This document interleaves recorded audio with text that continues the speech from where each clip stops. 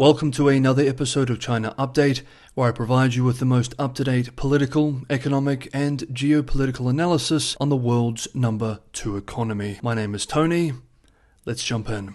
Okay, happy Friday everybody. According to official data published by China's General Administration of Customs yesterday, Thursday, the value of China's exports dropped 8.8% in August from a year earlier, the fourth consecutive month of export declines.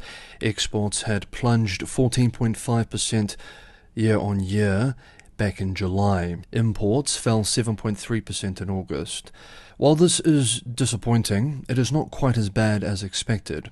A UK-based Reuters survey forecast that exports would fall 9.2% in August and imports 9%.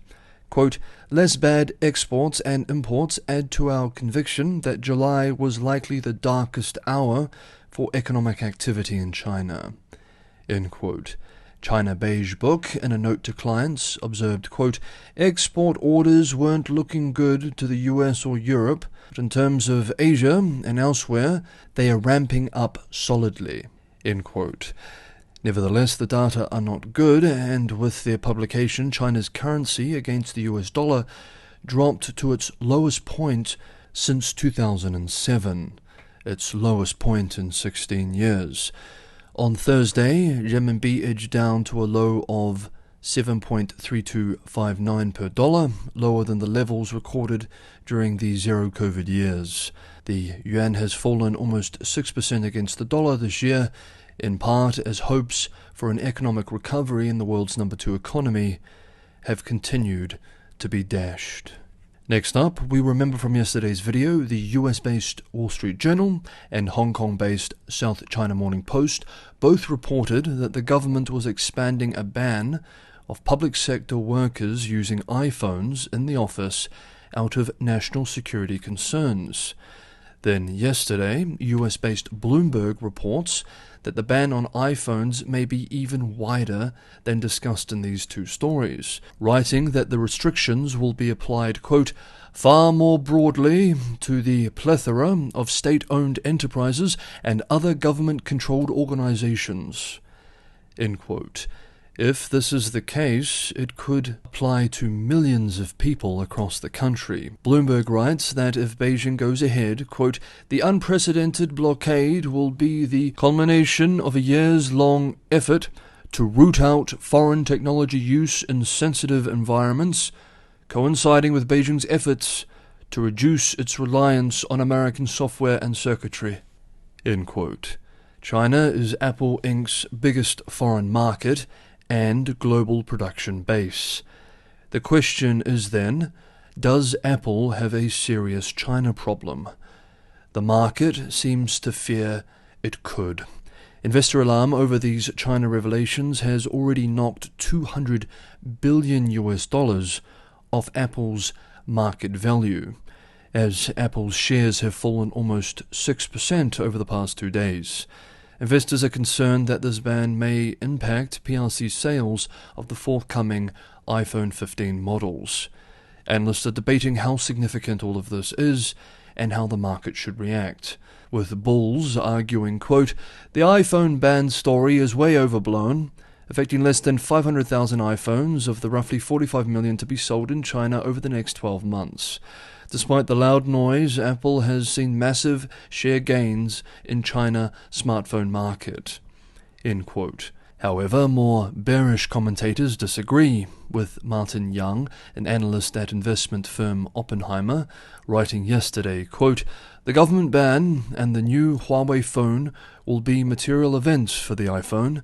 The two combined will drive more Android users to upgrade to the Huawei or iPhone users going back to Huawei," end quote.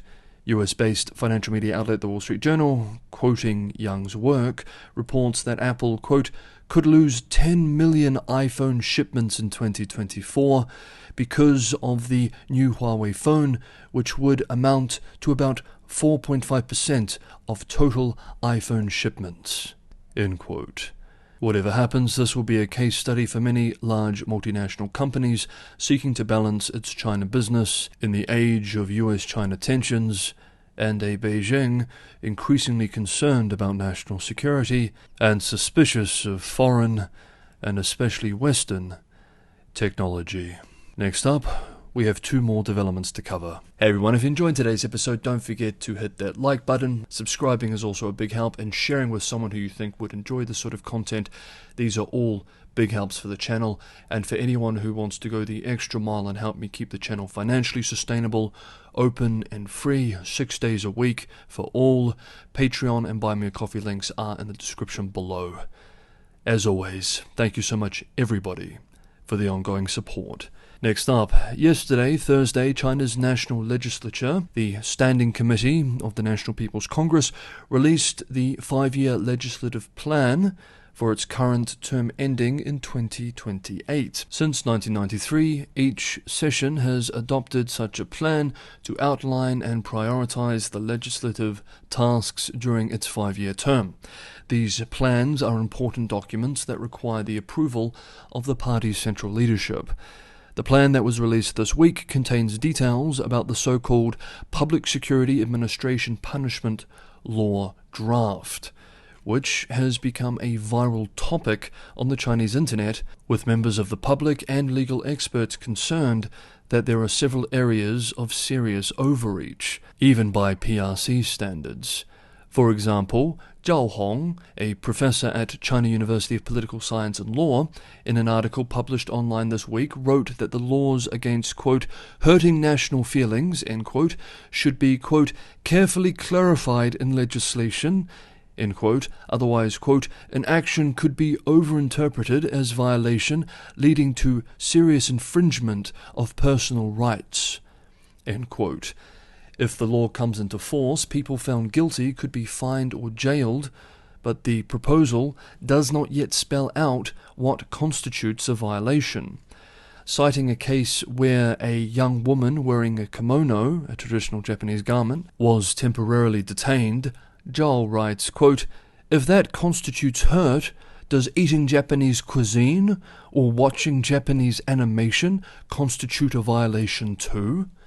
End quote. Lao Dongyan, a law professor at China's prestigious Tsinghua University, made a similar point in an online post this week too, saying the provision regarding hurting national feelings, quote, is too vague, and if the amendments are passed, they could lead to problems such as abuse of power by authorities, create conflict between the police and the people, and bring new risks to social stability, end quote. Tong Zhiwei, a constitutional studies scholar at the East China University of Political Science and Law, expressed online too, quote, who defines what the spirit of the Chinese nation is and according to what procedure? Who defines the feelings of the Chinese nation and according to what procedure? End quote. This is the first major revision of the Public Security Administration law since 2006. As of Thursday evening, more than 40,000 people have submitted comments to the National People's Congress on this proposed legal change. And finally for today's video, regular viewers know that there has been an explosion of anti-Japanese coverage in state media in response to Tokyo's decision to discharge treated Fukushima wastewater into the ocean. Much of the coverage in state and popular media was unbridled in its severe criticism of the Japanese side. Now, however, several high-profile articles, while still clothed in nationalistic garb, appear to be trying to walk back this messaging. One high-profile account run by the Ministry of Foreign Affairs, for example, this week published a piece called "Japan Went Ahead with the Discharge. How should we view this, and what should we do?" Some of the points made in the piece are significant.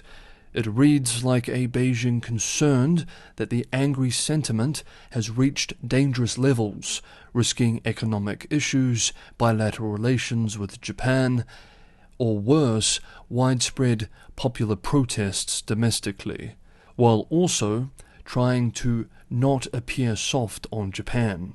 We can very much see this in the conclusion of the article, which we will end today's video by examining excerpts of. As we read, we note the tightrope which the piece speaking to a highly nationalistically charged audience, is trying to walk. Quote, "Should we boycott all seafood? Absolutely not. We should trust that the Chinese government will definitely keep problematic seafood out of our country. Indiscriminately boycotting seafood will only harm our own related industries and workers, and it's not conducive to consolidating the current upward momentum of China's economy. Isn't this causing pain to our own people and delighting our enemies? We shouldn't punish ourselves for Japan's mistakes." End quote. The next point is especially telling. Quote, "Moreover, we should be especially wary of those with ulterior motives on the internet, such as those spreading social panic, shouting 'down with Japan,' or inciting street protests. These people are either foolish, malicious, or both. Some would love to see us in chaos and divided, disrupting our development, but we won't fall for it." End quote. The piece then makes sure to criticize Japan, and of course the US. Quote, "Lastly, the reason Japan dares to discharge wastewater is due to two factors. Firstly, the selfish and immoral nature of certain forces within Japan, and secondly, the unprincipled protection and indulgence given by the US to woo and use Japan. In this manner, the US has set a terrible precedent, revealing to the world that the international order led by the US is not just a dark law of the jungle, but a realm where gangsters rule. As long as you're aligned with the boss, any wrongdoing is unobstructed, and right and wrong can be reversed." End quote. The piece then ends on a common triumphalist theme, which we have seen as a mainstay in state media and a core aspect of Beijing's zeitgeist in recent years: the fall of an imperialist and decadent West, and the ascent of a righteous China, with its return to the center of the world. Quote, "Whether Japan can change depends on the above two variables. Either Japan reforms or American hegemony collapses. We don't hold out much hope for the former, but the latter is inevitable. It can be assured that Japan's discharge will not last. Once the US boss falls from its peak and Japan loses its backing, things will change. Therefore, for the sake of global fairness and justice, for the common well-being of all mankind, and for a clean and beautiful earth, the Chinese people must stand tall and strive to become stronger." End quote. We will see. Okay, that is today's episode of China Update. Thank you so much everybody for watching. Have a wonderful Friday, and I will see you all tomorrow.